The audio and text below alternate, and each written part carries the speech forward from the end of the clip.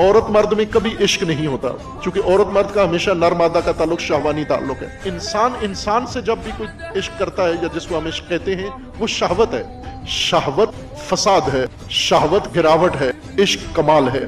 शहवत पलीद है, इश्क पाक है, इश्क पाकीज़गी का नाम है। शहवत घटिया चीज से होती है, पस्त चीज से होती है, इंसान को जानवर बना देती है, और इश्क इंसान को इलाही बना देता है। इश्क कमाल से होता है, शहवत पस्ती से होती है। जिसके अंदर कमाल ना हो वो इंसान को अपना मजजूब बना ही नहीं सकता। इसलिए इश्क फकत कमाल से है, और इश्क फकत एक जात से हो सकता है।